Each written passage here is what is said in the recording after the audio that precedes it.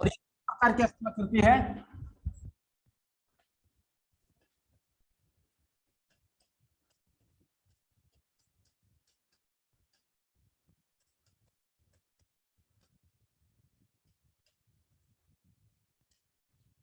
अपर्दनात्मक स्थलाकृति है ना। कुछ आप न्यू स्टूडेंट हो ना, आप क्लास पिछले किए हैं, फर्स्ट बार आपका क्लास है। ठीक है, कोई बात नहीं, बीच में है, थोड़ा सा समझ हो सकता है नहीं भी आए आज। हाँ,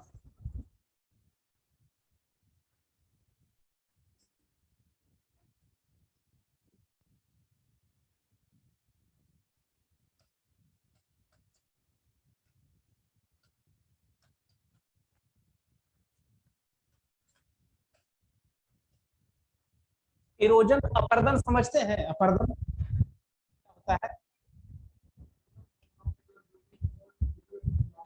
धीरे धीरे समाप्त होना। आपको पता है अपर्दन क्या होता है?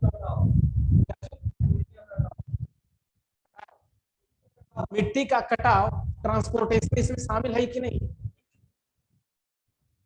और बेदरिंग की अगर बात करेंगे तो मौसमीकरण में क्या होता है, नहीं पता है? बेदरिंग में ट्रांसपोर्टेशन है, परिवहन है।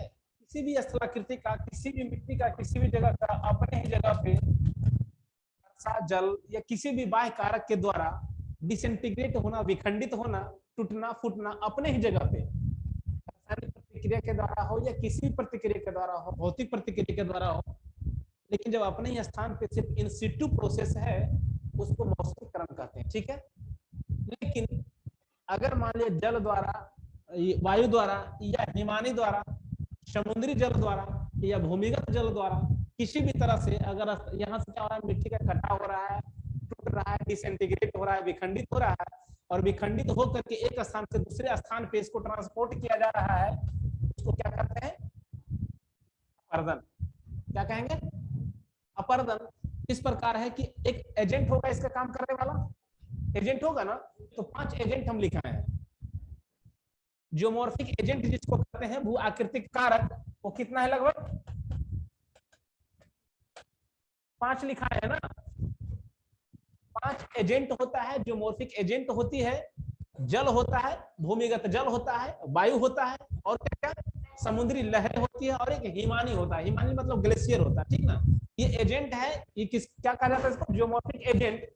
और प्रत्येक जियोमॉर्फिक एजेंट अपना अपना एक प्रोसेस करता है, अपना अपना एक प्रक्रम करता है, जिसको भू आकृतिक प्रक्रम कहते हैं, ठीक ना। तो मान लीजिए जल का काम क्या हो सकता है? जल का काम क्या क्या हो सकता है? ये किसी चीज को, मिट्टी को काट भी सकता है, घोल भी सकता है, और इसका क्या काम है?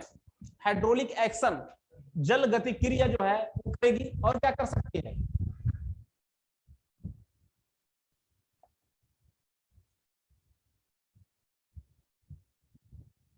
जल गति क्रिया के साथ और क्या कर सकती है?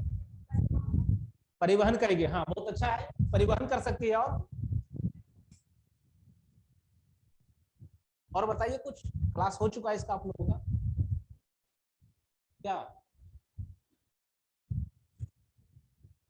घर्षण कर सकती है, अपघर्षण करेगी, एट्रीशन करेगी, सनि घर्षण होगा। सनि घर्षण के मतलब ये होता है कि जल के द्वारा या जल में, बहने वाला जल में बहुत तरह का जो मटेरियल, रॉ पदार्थ है जो आपस में मिलकर के बह रहे हैं, आपस में टकराएंगे ना वहां पे, वो एट्रीशन होता है। परिवहन तो होगा ही होगा। और नदी जिस जगह से या जिस जगह से बह रही है, जिस सरफेस सेक्टर से बह रहा है, जिस लिथोलॉजिकल मतलब सेल संरचना के ऊपर से बह रही है, उस सेल संरचना का प्रकृति क्या है? या कोमल चट्टान है या फिर कठोर चट्टान। अगर कोमल चट्टान रहेगा तो क्या करेगा? अपर्दन ज्यादा करेगा, और अगर कठोर चट्टान रहेगा तो अपर्दन कम करेगा। मतलब अपर्दन नहीं भी कर सकता है, बहुत समय लगेगा उसको। इसलिए डेविस ने कहा था कि भूदृश्य के निर्माण में संरचना, प्रक्रिया और समय का प्रतिफल होता है ना, बोले थे ना। क्या क्या चीज? संरचना मतलब उस सेल संरचना क्या है, प्रक्रिया उसकी क्या हो सकती है, और समय तो लगेगा ही लगेगा। ठीक है, तो 3 का प्रतिफल बताया गया था भूदृश्य को। अब है कि जैसे ही कोई समुद्र तल से ऊपर कोई भी भूखंड उठती है, बाह्य कारक, मतलब उसके फिर बाह्य कारक फिर क्या क्या आ जाएगा। एक बताया था कि इंडोजेनेटिक फोर्स वो भूगर्भिक हलचल के कारण कोई ऊपर उठती है, और एक्सोजेनेटिक फोर्स बाह्य कारक के द्वारा क्या होता है, अपरदित होता है। और अपरदित में कौन कौन सा कारक आ जाएगा, वही फिर 5 एजेंट आ जाएंगे, ठीक ना। और पांचों एजेंट अपना अपना अलग अलग तरीका से काम करेंगे। यही चल रहा था क्लास में, ठीक है। तो सबसे पहला एजेंट हम लोग लिए थे वो क्या था, बहता जल, सरफेस वाटर, रनिंग वाटर था।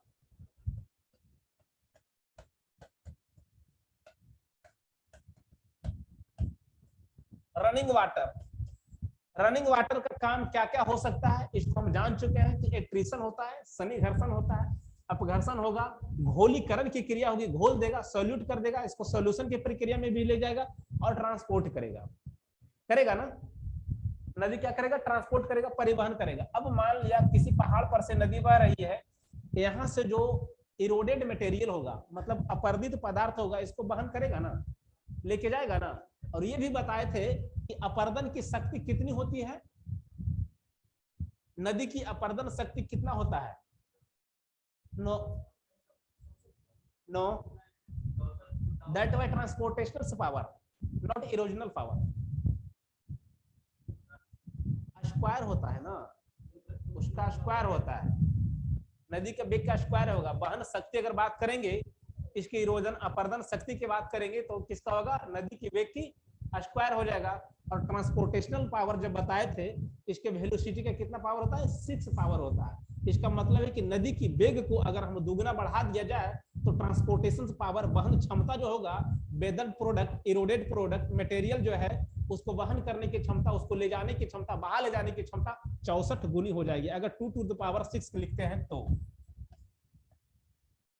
कितना हो जाएगा, 64 इसका रिजल्ट आएगा ना। 2 इंटू 2 6 बार कीजिए ना,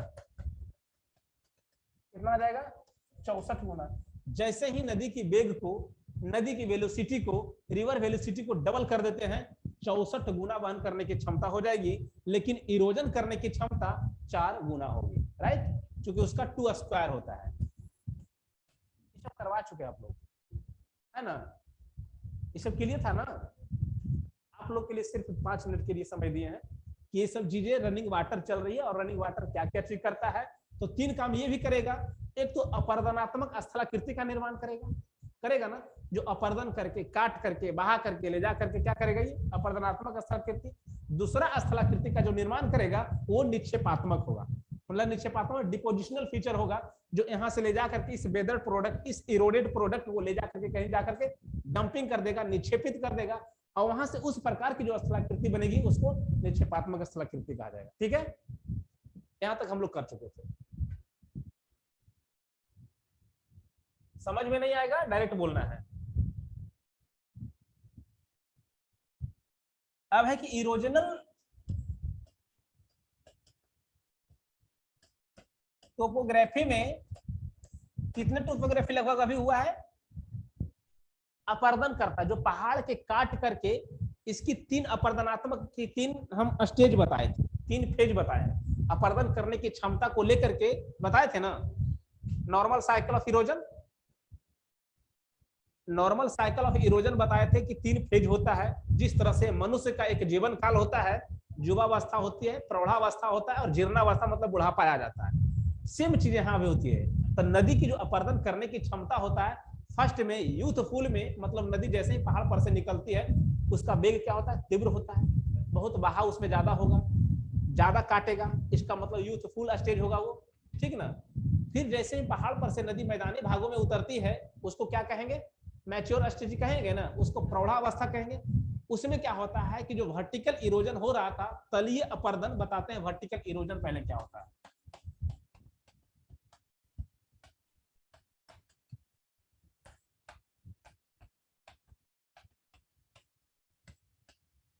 तलीय अपर्दन, तल तो समझ में आ रहा है ना, तल क्या होता है, जो बेड है जमीन, हाँ। तो सबसे पहले जब नदी निकलती है पहाड़ पर से, गंगोत्री से निकलती है ना गंगा, आ जाइए, तो जब वहां से फर्स्ट में ही निकलेगी तो क्या करेगा, सबसे नीचे सबसे गहरी हेडेड इरोजन करेगा, मतलब शीर्ष अपर्दन करेगा, तलीय अपर्दन करेगा सबसे ज्यादा। क्या करेगा, वो कौन सा स्टेज होगी, यूथफुल स्टेज होगा, युवा अवस्था होगा। नदी की एक युवा अवस्था पर आती है शुरू में, तो युवा अवस्था में क्या करेगा, तलीय अपर्दन करेगा, मतलब घाटी को, अपनी घाटी को क्या करेगा, वो डीप करेगा, गहरा काटेगा, काटेगा ना, ये पहला स्टेज होता है। बाहर का मतलब साइड का लैटरल इरोजन नहीं करेगा, पार्श्वीय अपर्दन नहीं करेगा, बल्कि क्या करेगा, तलीय अपर्दन करेगा। इसका मतलब घाटी का शेप क्या हो जाएगा, भी शेप होगा ना, कोई दिक्कत समझने में। इसको कहते हैं वर्टिकल इरोजन, तलीय अपर्दन, या हेडेड इरोजन, शीर्ष अपर्दन। ठीक है, शीर्ष मतलब आगे की ओर अपर्दित करके चली जा रही है। अब है कि नदी, मान लिया एक नदी है,